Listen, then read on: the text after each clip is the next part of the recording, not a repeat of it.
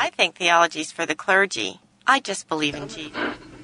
Certain hermeneutics of eschatology demand an exegetical approach. I think you shouldn't question what you were taught in church. Isn't that blasphemy or something? Theology. Unplugged. I'm Michael Patton, and we're really excited to have you. Whatever place you're coming from, YouTube or Spotify, it's great to have you. Wherever you're coming from, please do subscribe. You'll love this channel. It's a lot of fun. It's called Theology Unplugged, and we really do things unplugged. But I've told you this many times before, probably 100 over the last, almost 20 years we've been doing this. Gosh, since 2005.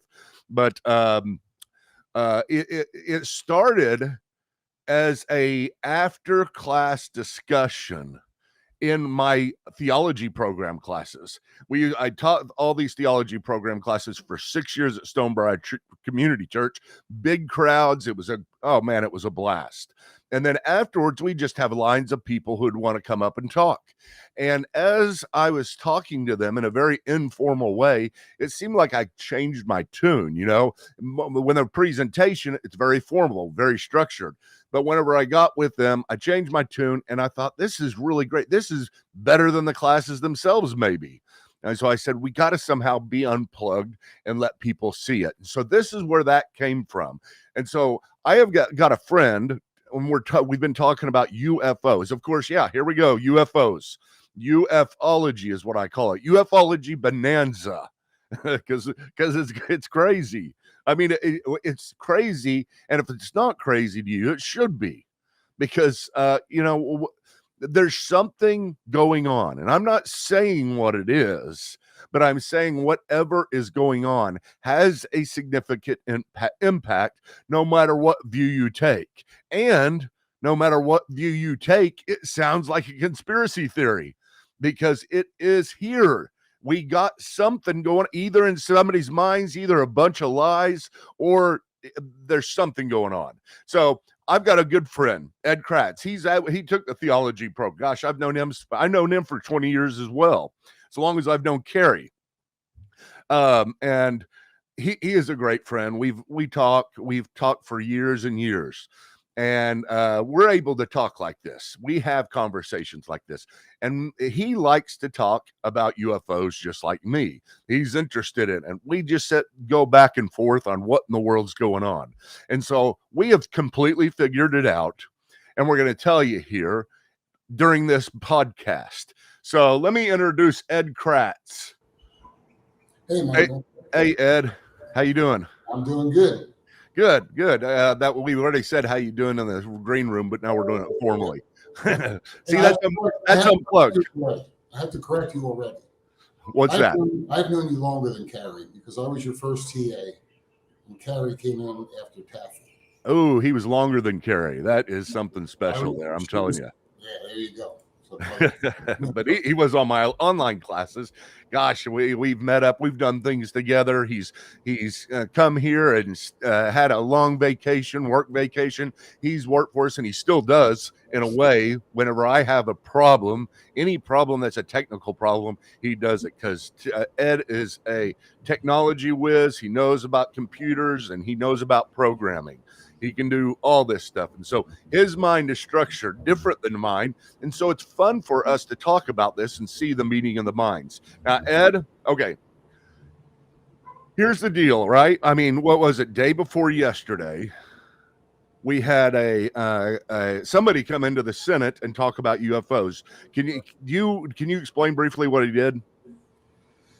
Well, okay, there's three people altogether, right? It was Grush, and then Fravor. Fravor was the guy with the TikTok video, and then I can't remember the other guy's name, but I mean, it was kind of weird, right? Because the first question that he was asked, he said he couldn't answer, which was, have we had contact with UFOs? But then after that, they asked him, do we have biologicals, is what he called it, right? Alien biologicals. He says yes.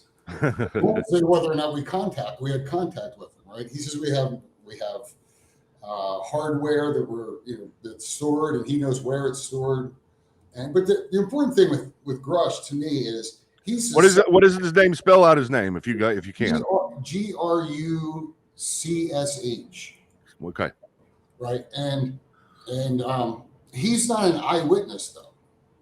He's interviewed people who are eyewitnesses. So like Fravor, he was the pilot for the Tic Tac video. So he actually shot the Tic Tac video. Well, I mean, it was in his jet, right? So, but it's interesting that the Congress, and if you watched the latest Skinwalker Ranch, Mike Lee was on there for a second. He didn't really say much. He just thanks for the work, and it's it's important for national security if something's going on, stuff like that. Well, it's interesting to me that you have Congress being interested in this suddenly. Right. The biggest part, right? They're actually talking about it. Yeah. That's just odd. First of all, I mean that's the thing that stands out, and that's probably the reason why we're doing the podcast. Right. Not because people are now saying stuff about it in general, or people have seen something new, but Congress has called this, and during the interview, from what I saw, they were actually very interested. Yeah, some of them are. Yeah. And so, and a lot of the questions, they, like you said, they said they couldn't answer, but they said they would answer afterwards to Congress in private, right? We're in a skiff, they'll show you stuff in a skiff. And what's a skiff? A skiff is a special compartmented information something. It's basically a giant Faraday cage. You know what that is? There's no cell phones taken in, right? There's no way to communicate. Everything's done inside that room that's disconnected from the world. And so basically once you leave the room, you can't tell anybody. Yeah, you can't take anything in. Generally, you can't take anything out. So. Well, I mean, why would they even do that? I mean, Congress has got to respond in some way, right? I mean, I don't know how. But I mean, this is when you go back with the whole Trump thing, and I'm not trying to jump around, but this is where Adam Schiff would go into the skiff, read the stuff, and then come out and just make up stories, right? Mm-hmm. Because he would tell you stuff, there was no way to back it up, because or see whether he's telling the truth, because it's all classified information. So that's the problem. Okay, well, let me talk to our audience and talk to you as I do this. But whenever we talk about these UFOs, whenever we talk about these aliens, I mean, obviously, it's not a shoulder shrug from a Christian worldview.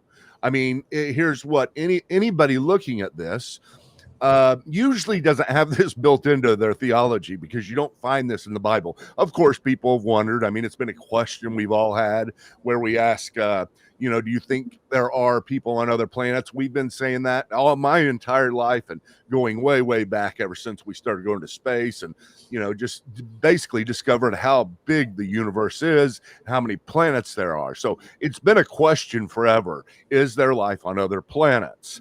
And so this is something that you've probably in some time been asked this question, and you came up with an answer. Maybe your answer was, well, the universe is big and God can do whatever he wants. Or maybe you can say, no, I don't think so, because the universe, if there is other people on other planets, or beings, humanoids on other planets, people that are self-aware, any creature that is self-aware, on other planets, then we would have to ask the question about their relationship to God in lieu of the fall. That's what we'd say, because whenever we talk about the fall, we believe that the fall affected all of creation, not just us as individuals, our spirits, not just that we're broken, not just that we're separated from God whenever we're born and we need Christ, but even the earth itself is subject to to the fall. Romans tells us that. It tells us about everything being affected, and all of creation, in a sense, yearning for the coming of Christ, because creation itself, in some sense, it's not conscious, but the idea is it needs to be restored. Something was better than what we have. And so sin affected all of creation, even the animals.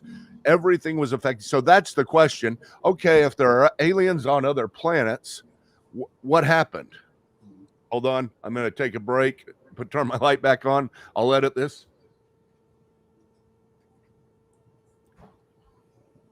need a new light there too. So that's where we end up, I think. And now here we are asking this question again and being very serious about it, which is the crazy thing. So Ed, did I get that? You think I got that right? I think so. I think it's definitely right, because I mean, those are the answers. That's the question, right? Is there life on another planet? Is it even within this dimension, right? Or spiritual beings, or aliens, however you're going to classify them, are they from another planet, or are they from another dimension? I think that's one of the big questions. Because if they're from another planet, then it seems like they're inside of our universe. They're bound by natural law.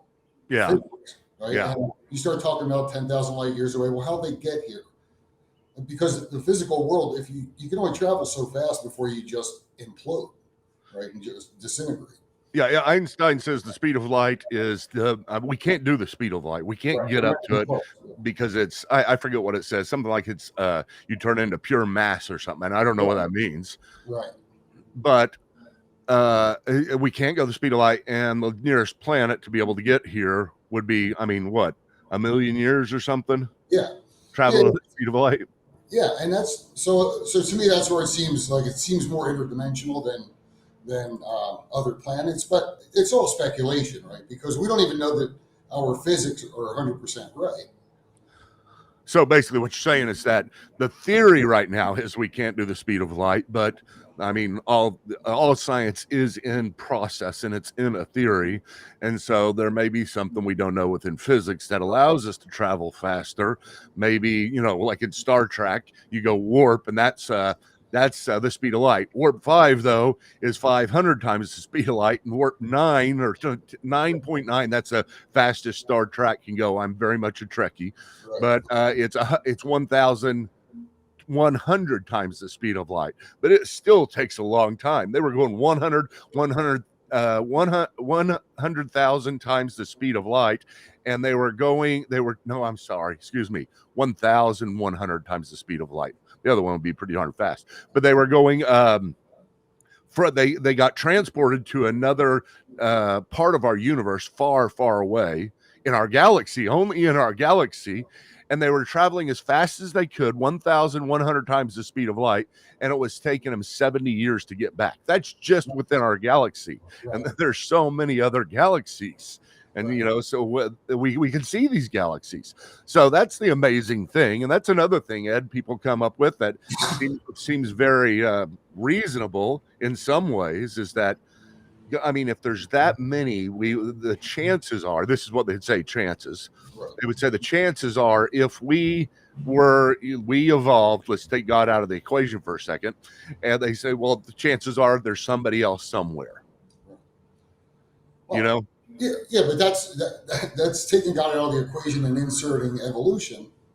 But listen, let's put God. I mean, let me not take God completely out of the equation, but be a evolutionary theist. You do believe in God, but you believe he used evolution, and so maybe he's letting things go. It's kind of a deist approach. Right. But sometimes when people say that, I have the feeling that that's what's in their mind. It's just, there's got to be chances are there's something else. I just got a comment on Facebook that said the exact same thing from a Christian. Right. So chances are. Okay. So I believe, God, you started it off, right? God can do anything he wants. God can have life on 1 million other planets if he wants to. He's God. He created the planets. If he created the universe, which we believe he did, strongly believe that, why can't he have life on other planets? My only problem is, and it's not even a problem, it's just the one issue is, if those people, that creation, whatever it is, if they could reach us, just seems like God would have given us a heads up. That's the only issue that I have. Like in the Bible somewhere, and some people will say that the Watchers and things like that, and I think they're valid points. The Watchers, in the Old Testament, we're told that there's angels that report back to God in Job and Zechariah. So some people will point to that, and it could be.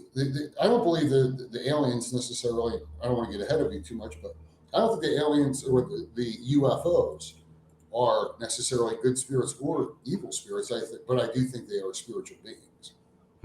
Okay, so first of all, Ed, let's ask this question. You do believe something's happening out there? Oh, absolutely, 100%. You don't think it's a lie? No. You don't think? I mean, I can't Well, tell I you. think there's a lot of lies, right? There's a lot of lies, but there are things that we can't explain. Okay, let me go real broad for a second. This is where my mind goes. Okay. Very, very broad. Hey, I remember having 3-hour conversations back with, what was it called, ghost hunters or whatever. There we go. You knew where I was going. Okay, so we got a lot of different categories, right? Let me read off some of these categories. This is my cheat sheet. Remember? Okay, so we've got aliens, and then there's lots of groups of aliens. You got the grays. That's kind of the most common one. Right. You've got the lizard. The lizards. Is that what it's called? Some people call them. I think they call them the Dracas. But I don't get into all the different types that much. But they are called the Dracas or lizard people, right? That's like David Icke. Okay, so but this is the type of things that people say they see. I mean, we don't have this from, well, we had not yet. We don't have it from the government.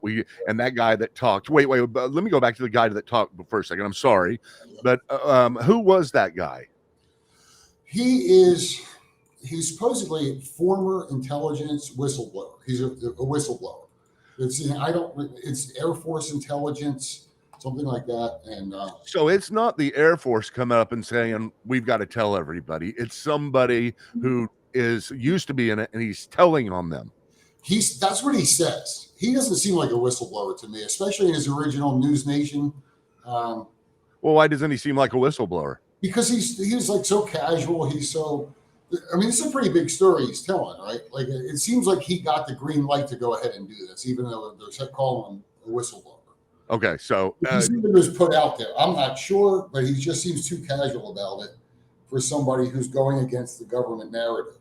So you don't think there's something going on within the government, something in the deep state, something in the bureaucracy, something in the military that they're fighting this, and they're kind of like, oh my gosh, Congress is finding out, and Congress is like, we really got to figure out what's going on here. Our leaders, our representatives, they're elected and they're in and out. I mean, within 4 years, 8 years. I mean, they get reelected a lot of times, some of the senators in Congress, but you got them, and you think to yourself, do they know what's going on? Just like every time the president is interviewed on one of these night shows, what do they ask him? Whichever president it is, right?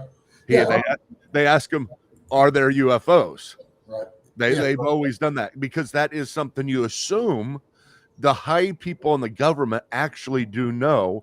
But this is telling us, no, they don't know. The people who are elected for us don't know, but the people who have full-time jobs in the government, the deep state, the black ops, right, something deep secret, a bunch of people, they do know, and Congress is fighting with them. I mean, does that seem like a fair thing to say? I think that's accurate, and that's why I think Grush is too casual about in his interview, because those are the people that he's blowing the whistle on, right? Do you think he's blowing the whistle in a sense, just to, like whenever you tell a lie, you tell only a little piece of it, so it looks like you've confessed? Yeah, but there's a whole lot more.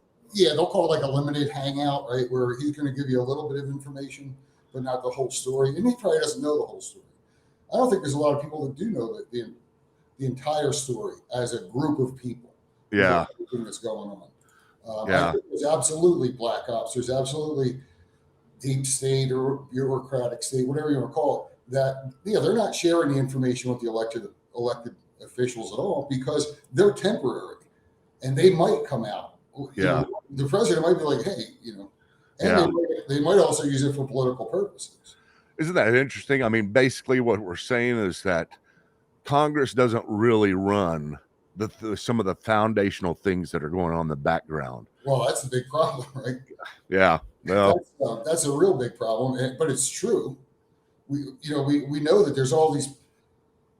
I think it's a combination with this particular topic of the government and these big companies that make all of the military weaponry and things like that. The military industrial complex, whatever you want to call I Yeah, think people that aren't even in the military too. Some of these yeah, some of these little businesses. corporations, Lockheed and Raytheon and all these companies, they have billions and billions of dollars worth of technology invested, money and the tech. And how much of it, when do we find out? I want to get to the next part of what I was going to talk about, but one more thing. Why do you think, okay, let's say the deep state does know. Let's assume right now that the deep state does know a lot. Well, not everything, but they know a lot, and they're investigating a lot. And there's different groups that are connected to them that are doing the same thing. And maybe, let's say, because this is what he says. Didn't he say we were using the technology? Yeah. He said we're reverse engineering it. Okay, I don't remember him saying specifically what technology we were reverse engineering. A lot of people talk about that with the drives and anti-gravity and all that stuff. I don't think he actually said that, at least not in the Congress one. Okay. Well, that's the theory too. I mean, the theory is there may be a lot of these UFOs that we see, the Tic Tac and, the traditional looking UFOs, all those that we see, a lot of them may be ours. Right. Yeah, I think a lot of them are ours. I mean, we didn't know about the stealth bomber until we knew about the stealth bomber. Yeah.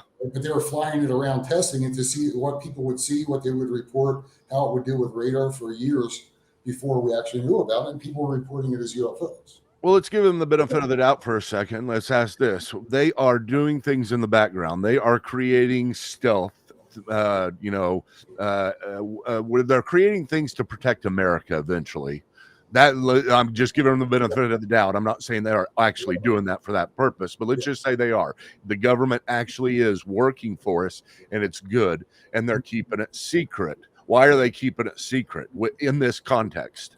In that context, I mean, wouldn't you rather have a weapon that China and Russia don't know about until you pull it out? I mean, that just seems you want them to think that you have less than you have. That would be what I would do strategically. Why show them something that's 25 years ahead of where we are, just to show it? Unless you're trying to scare them, I think you're better off keeping it secret. Isn't that interesting to think what's going on there? Like if you're working there and you're in the deep, deep state, you know about all this stuff and you're trying to keep it secret. But I'm assuming a lot of stuff because there's just all kinds of things that go through my mind.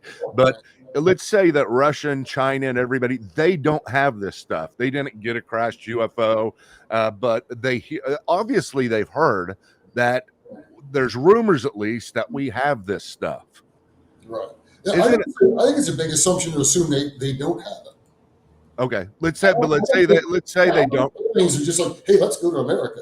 Yeah, well, let's say they don't for just for a second, because we are keeping it secret, and if we're keeping it secret, therefore we are hoping they don't know. Otherwise, it doesn't. No reason to keep it secret, and so there's probably something in the CIA, all that kind of stuff, something going on to where we are protecting it, and then their organizations are coming and trying to spy on us and figure out what's going on.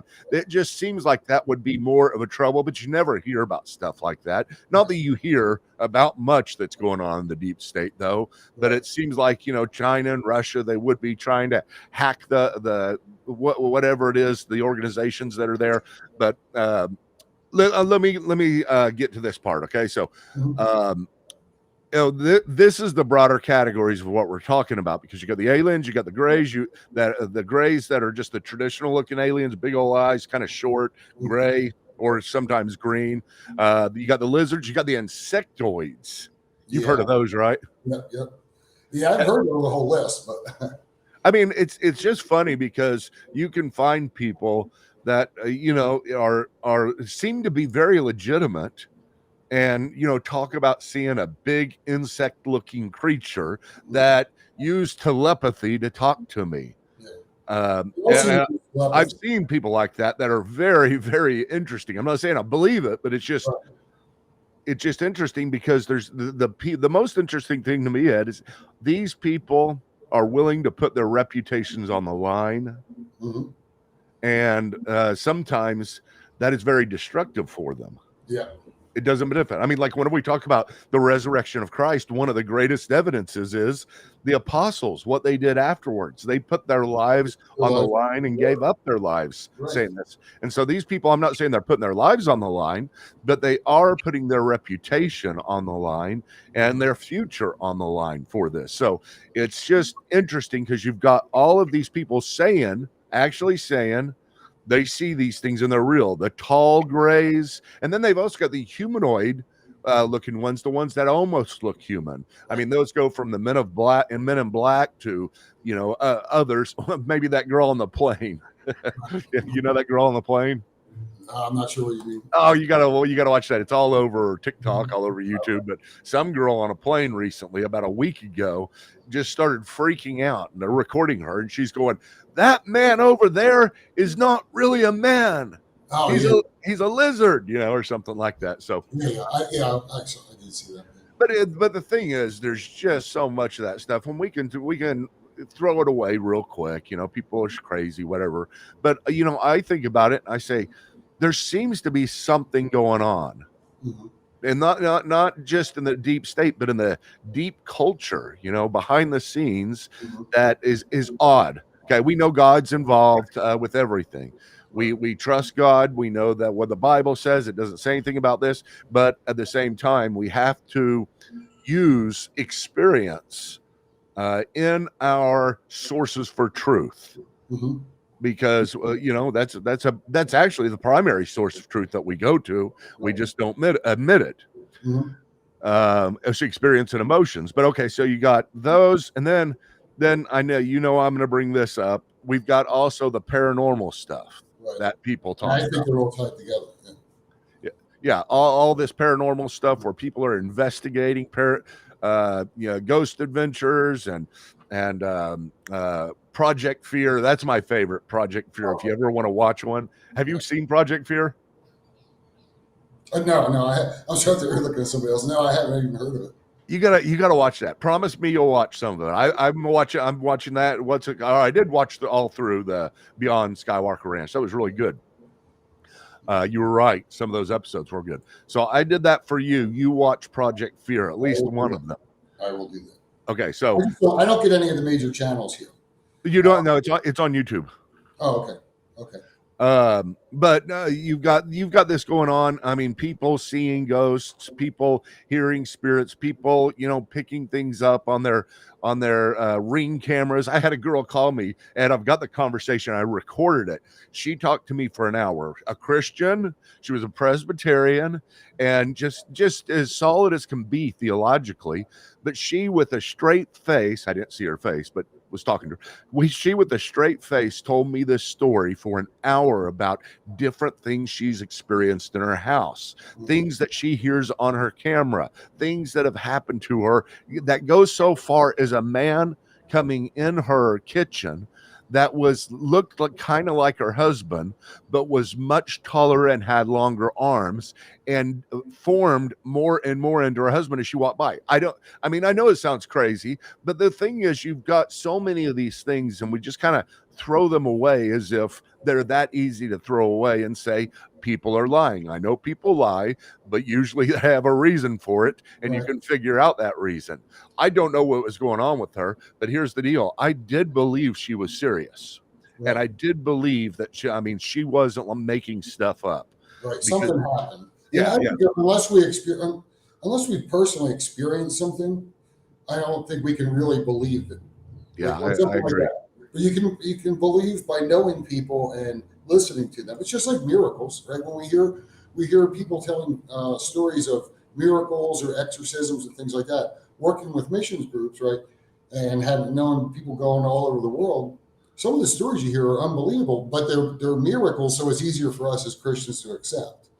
The darker side of the spiritual world is much harder for us to accept.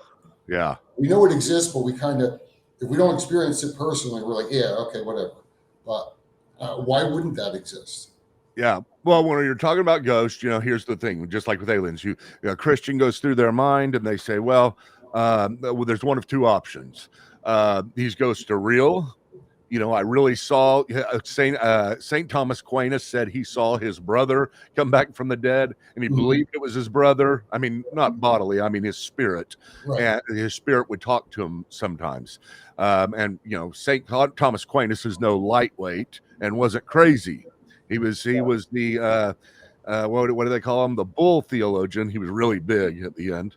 Kind of like I am. I'm trying to do the Aquinas thing. No, actually, I'm reversing that right now. But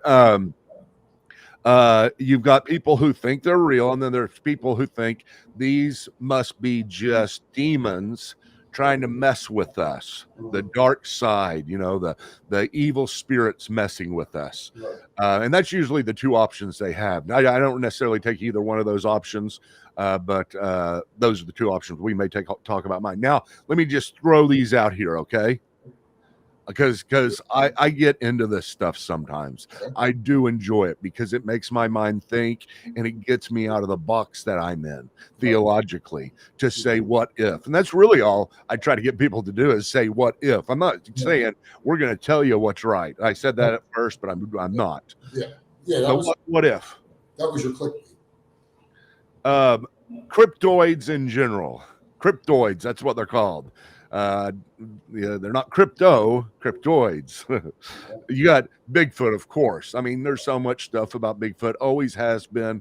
I mean, the same type of thing, people putting their reputation online saying they saw this stuff. You got Bigfoot, you got werewolves. You really do. Look that up. There is in the northern states, there are people that believe they see werewolves, people that have arms and legs, humanoid people, but have a head of a dog or a wolf. So werewolf, Loch Ness monster, of course, the Pukwudgie.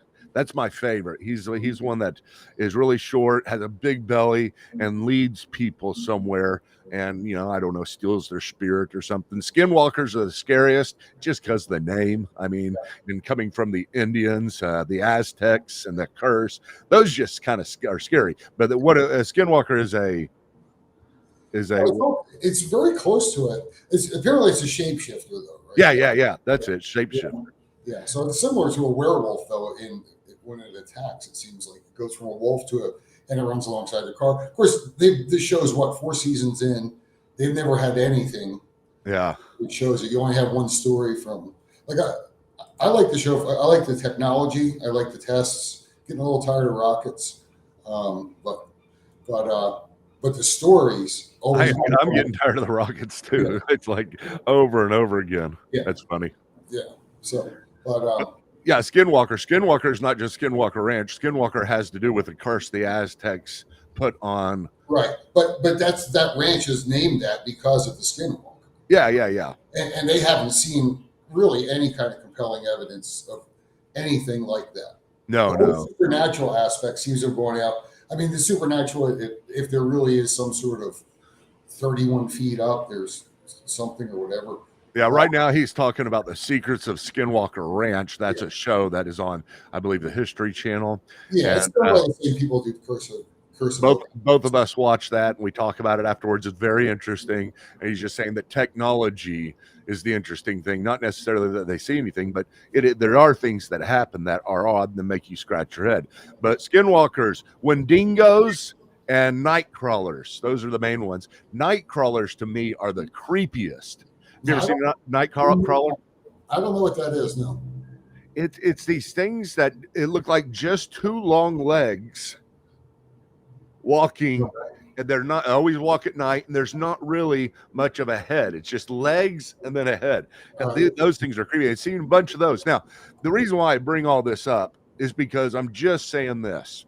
There's a broad range of really weird things that people say they see and are serious, and it's very hard to just discount what they're saying because, I mean, like I said, they ruin their reputation. We have people in the government that have done it. We've got people that are high up. We've got people in the military that are doing it. I mean, there's just a lot of really credible sources that say they see these things. And so we gotta say they're seeing something. And it's very hard just to write it off as some type of natural phenomenon. Some of them, you can, but a lot of them, it's very hard to. Some of them trying to just get a big following on YouTube, stuff too, but not the government people necessarily. They're more serious, right? Yeah. You hope, right? But the government's been involved in some weird stuff over the history of it. So. Yeah. Well, yeah, and you're right, because it's easy if they are on YouTube making money to write it off as they've got to do that to entertain people. So you can do that, but it does go beyond that. The reputations that people are on the line. You got a lot of people that are doing it. There's a guy that I forget what it's called. I'll think of it in just a moment, but he's on YouTube and he's an older man, and something started happening in his house, and he just started recording it and throwing those up on YouTube. And he's done it now for years. And he doesn't make any money on it. He's not in it for that at all. But that is the most interesting one. That is kind of outside the box of the standard shows. But I'll remember it. It's a really good one. I have to tell you what it is. But you've got to watch. You've got to watch Project Fear. Project Fear. That's just fun. Fun to watch. It's crazy too, because they are crazy. And I try to think, would I do what they're doing? And what they basically do is go into a haunted house or a haunted building or a haunted hospital, an old hospital, and then all four of them separate and go to what are the most haunted places and sleep there for the night. Now, is that part of the New York Post? Yeah. The New York Post did a long thing on it. Yeah, it was. Because I saw, as you're describing. Wait a minute. No. I'm sorry. I'm thinking of your New York Post doing something on Skinwalker Ranch. Well, they did that too. Yeah. That was called something like the Basement Office. Yeah. They did that, right? But then on that same channel, there's different groups of videos. I don't know that they've done Project Fear. I'll check it out. I need to check that one recently, and it was very similar to what you're talking about. Okay, I'm going to check that out. I want to see it. I'm always looking for good paranormal or cryptoid or whatever else stuff. I don't spend all my time doing this, but I am interested. And I do think it has significance whenever it becomes visible. And here's the thing, Ed. I do think we as Christians people may say, hey, listen, I just set that stuff aside, concentrate on God, what God has given me, what's in front of me. I don't care about any of that stuff. And I say, okay, that makes sense. But another thing that I say makes more sense, especially for people, like us, you teach in your classes, you teach Bible, I teach, and I think we're responsible for looking at the world, looking at technology, looking at everything that's going on, because we believe that is a source that God has given us to understand things. The Bible is the primary source. It's the one we go to for all of our spiritual things. It's the final source. But whenever we're talking about just this kind of stuff, I think we're supposed to. I think we should, and I don't think it's wrong. Now, Ed, you'll probably agree with me on this. We're just observing and trying to figure out what's going on. We are not going in and trying to find ghosts or trying to find aliens, just trying to call aliens, sticking a light up in the sky and doing some meditation, trying to bring aliens here. That is something that I believe you're against, right? Yeah, absolutely. And I think that's part of the alien, especially with aliens and ghosts, though, is this whole, and I'm not going to mention names of people, right? But like the whole issue of meditating and getting group meditations to try and attract UFOs. Yeah. Right. I mean, I think you're basically, it's the modern Ouija board, right? When I was a kid, or the modern seance. When I was a kid, I had older brothers and sisters and cousins, and they used to try and scare us all the time. And when the parents were out, I'd turn the lights out, do a seance, and then your brother's knocking on the table or something like that. But there's serious issues, and that's what Hugh Ross talks a lot about. There are a lot of aliens. Hugh Ross. He's tell me who he is. Reasons to believe. Okay, Reasons to Believe. Right. And he's a Christian, and he defends. He usually just defends old Earth type stuff, right? Yeah, but if I'm not he's an astrophysicist. Okay. I believe, right? Good guy though, right? Real good guy. And he even was over in Russia speaking with their physicists over there a long time ago. And they were big into the occult. And his thing is that a lot of the actual reports come from the occult, from people doing satanic worship, doing meditation, in not meditating on the word of God, right? So anyway, So that's kind of his line, and you should watch some of his videos online. He goes into it quite a bit. Hugh Ross, that's who we're talking about. Hugh Ross. Yeah. Okay, so the way you talked about Ouija board, because I'm talking about like this whole using the idea of spiritual beings. They're using the same kind of technique that are attracting UFOs, and they're usually like these orbs, right? Most sightings are not clear physical objects. They see these bright lights in the sky that are moving all over the place and fast, right? So are they all the same thing, or are those demons? Are they the ones that are shutting down the nuclear plants? Are they angels trying to keep us from killing ourselves? Maybe. That's why I just can't put them all in the same category. I don't think I have to. Right? It's interesting. That is so interesting. I mean, just whenever you say things like that, it kind of just the box begins to break. You know, you have to break out of the box sometime. Yeah, absolutely. And you have to say something, even in theory, maybe that sounds like a conspiracy theory, which someday I want to do a podcast on how sick I am of the word conspiracy theory, because it is just being used. Now, it is the new argument, reductio ad Hitler, reducing everything to this ridiculous thing in association. And whenever you associate any of your views with the conspiracy theory, that is a logical fallacy in arguments, because you're just trying to shut it down. You're not listening to the arguments. Absolutely. Yeah. Racist, all the different things, right? Conspiracy theory, racist, misogynist, homophobe, Islamophobe, whatever. It's just a way to just stop the conversation. But I want to say something real quick about what you said about people, because my wife is like the person you described. She loves God. She loves Jesus. She doesn't care about any of this stuff. But the reason I care about it, and I think it's important, is what happens, whether it's a false flag, right, and it's the government, and they bring out, and they're trying to, the New World Order, and they're trying to get one world government. What's a better way than to have 500 UFOs show over 6 different countries' capitals, right? We have to fight this thing, right? We need to join forces. But what happens to the person's Christian worldview, and especially if it's a real UFO invasion, right? When it gets in your face, okay, this is real.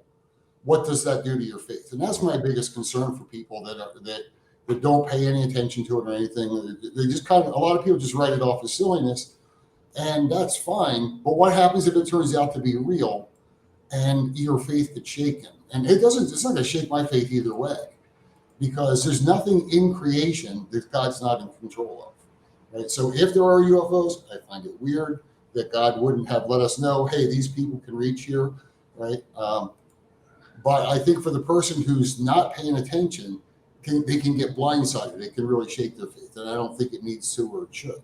It is, and most people, their faith, especially in our circles,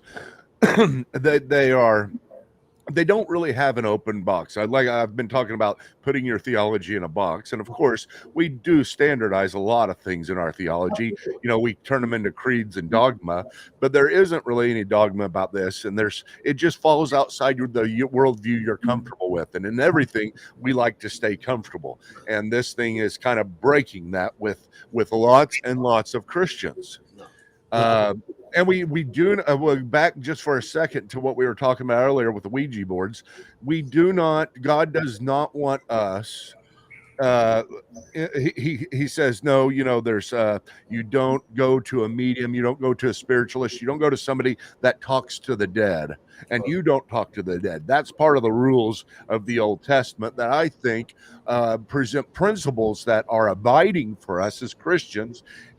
Because here's the deal, here's the most significant thing, and I think this is so important. If it does turn out to be real in some sense, nobody's lying, something's going on.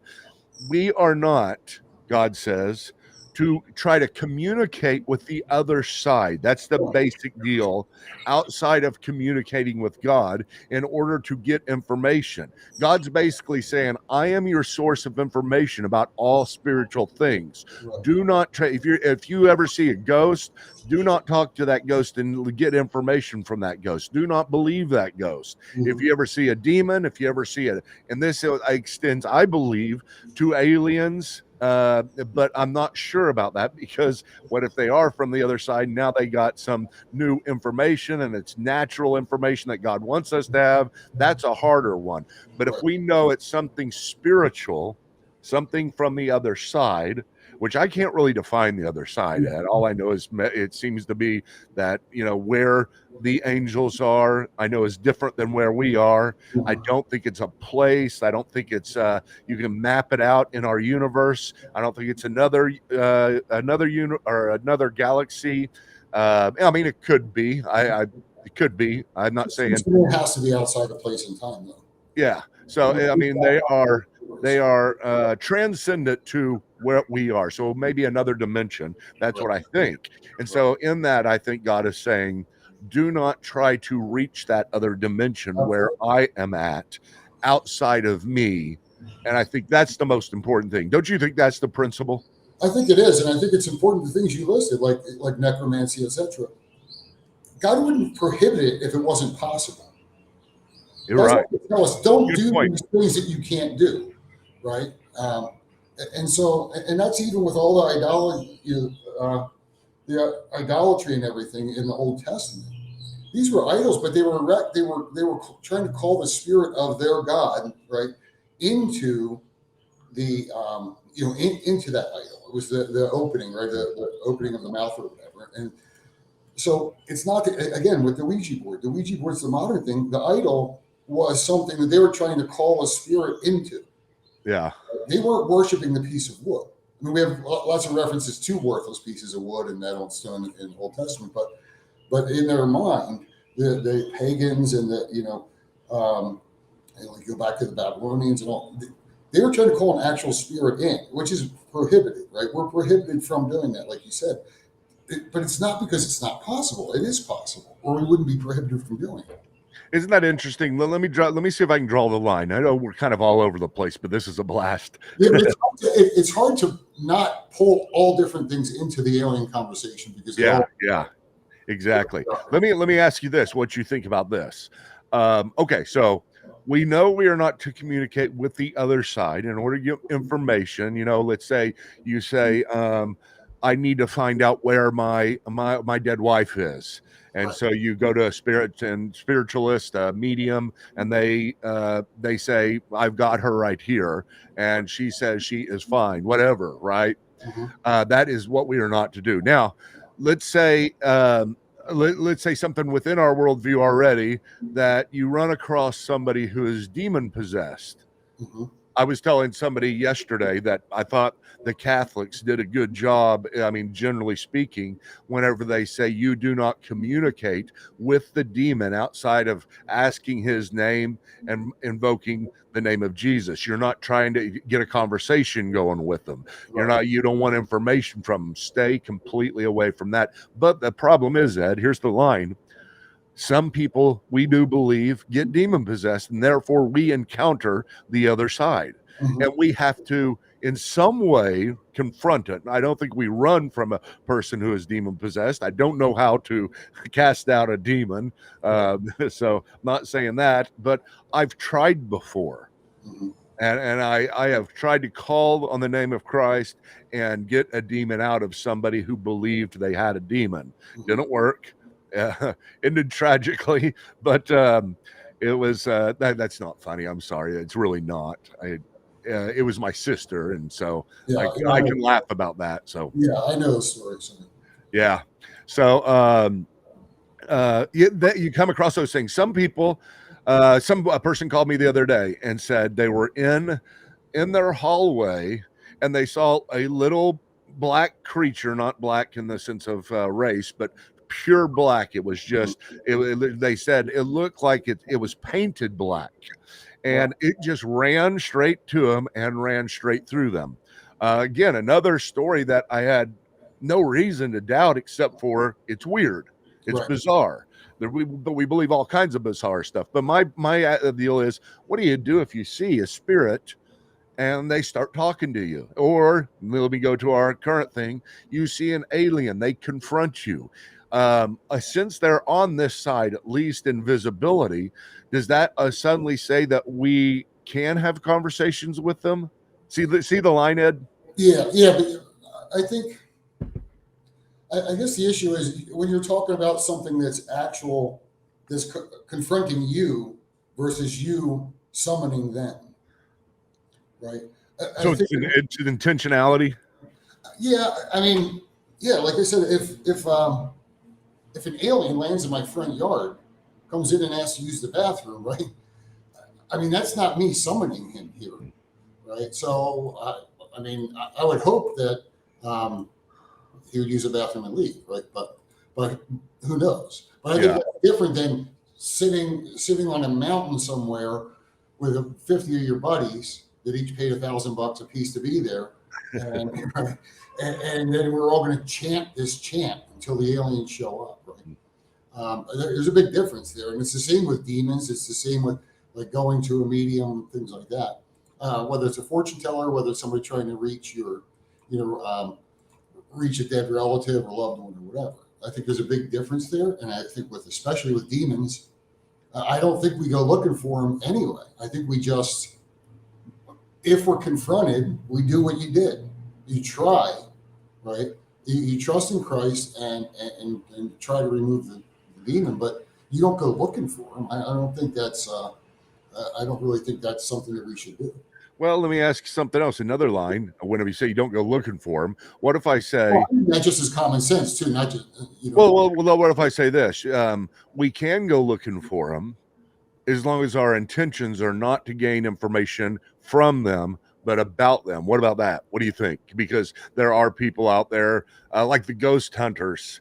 They are more to go there and try to figure out what's going on. They're investigating. They're kind of one of the most legitimate of the ghost hunting. Also glory seeking, right? I mean, they got a show about it, right? So it's not like they didn't. It's not like there was no money in it for them already. Well, okay. Let me not use them. If I search right now, paranormal investigators, Oklahoma, you will find a list of people. I've looked through them. It just curious one day, a long time ago, but I've looked through them and that none of them make any money. They're all there to help other people. And so those type of people, they go there, of course, some of them go there and try to summon the ghost or talk to the ghost or whatever else. But if you're going to try to help somebody, isn't it kind of like somebody who is an exorcist and, he goes to places to help with the exorcism? So in some sense, somebody's there to do something, to confront, to make it leave, kind of like a demon possession. And then maybe there's other people who just study it, like people at the Skinwalker Ranch. They're trying to figure out what's going on. Don't you think that's okay because the intentionality is different? I guess spiritual stuff versus, even though I think it's all tied together. When I was talking about, I was specifically talking about exorcisms, right? I think the only time you get into any of this stuff is if you're called to do it. You're called to teach, right? I'm called to teach to some degree. I'm also, I live in El Salvador now for 13 years, and we work with missionary groups and work with a lady that has kids of prostitutes that she raises. And so that's the kind of stuff that I do, but I'm called to do that. But I believe I'm called by God to do that, just as you're called by God to teach. I believe that. I don't think these people are their occupation is that. But there's a difference between a Christian worldview and just your worldview, right? So these people are free outside of Christianity to do whatever they want. Yeah. I don't think experimenting. I think if you're trying to get things out of a house, if a house is possessed or something like that. I grew up, with the Amityville Horror when I was a kid, and it was a scary movie, scary book. But so if you can get somebody to come in, bless the house, and remove the evil spirits from it, I think that's fine. Yeah, I just don't think the average Christian should be out looking for demons and trying to do it. Yeah, because that's where the line's at, and that's where you say it's pretty easy probably to cross that line. If you go, hey, there's a abandoned hospital here in Oklahoma that somebody says there's lots of ghosts and demons. If I'm sitting here scratching my head saying that would be really cool, and I just go there and just hang out, maybe I don't even say anything and wait for something to happen. I'm not saying that's wrong, but I am saying that feels very close to being on that line of gaining information beyond what God wants us to. And again, I think we work as Christians in principles. That is more important than the actions, because the principles call us to the actions. They're the reason why we do things. And I do believe that whenever we're getting into this stuff, which we are, of course, I mean, the world is more and more, and I think it's just going to increase. We've got to keep that in mind. We've got to understand that, you know, God's not just saying, I don't want you to know anything. He's just saying, I've got the information that is beyond the spiritual information. Those things are from me alone, and trust in me. And as long as we keep that principle and hold to it strongly, as we move into this time of weird stuff, I think it's always good to remember that principle, because it's one about the authority of God and the trust that we're supposed to have in him. But it's not about don't investigate, don't explore, don't try to figure out what's going on in this world, because that is what we're called to do as well. We're called to have dominion over the world, right? But here's the thing: you go to that hospital, right, and you find out, okay, there really are demons in here, right? And you get possessed. Right? It's dangerous too. It's not the fake stuff and the cool stuff, right? The scary house at the amusement park, the haunted house there, that's fun because it's fake. But we're warned against doing things too, not just because it's a sin, right? It's because this is really dangerous. Yeah. What if the thing follows you home? Yeah. Because I do believe they're real. They're not all real. Obviously, most of the stuff we hear about is hoax, whether it's UFOs, ghosts, whatever it is, right? Most of it are hoaxes or misunderstandings. But demons aren't your friend, right? There's nothing going to be good. You go there to be scared, and who knows what can happen. Right? It is. And that, again, the intentionality is very iffy whenever you talk about stuff like that. But at the same time, it's really good during this time, though, to remember that principle, to remember, you know, God telling us that. I mean, he says it in principle in general, and he says it, you know, in specific when he's talking about going to mediums and spiritualists. Don't do that stuff. I should have had that scripture ready. I don't, but it's in Leviticus somewhere. But having said all that, here we are talking about this stuff, and you know, it shows us. Just talking about it like this is not crossing the line. We're trying to figure stuff out. We are investigating the world, like you said. We are having dominion over the world, and therefore that we've gone 1 hour so far talking about it, because there's so much, and we could talk about it for another few hours. Okay, Ed, we are going to have to stop for now, and we will continue this conversation because we got so much more to go. I mean, it's been great. This is just a preamble, folks, to what we can talk about this. And now we're going to kind of move into more of our theories and trying to work it in with the Bible and what may be going on in the background. And I think this next one will really kind of blow you away, get you out of your box, not because we know we're right about it, but because we know we're right about we don't know, and that's going to be the thing. So join us next time for this. Thanks, Ed, for being here. Theology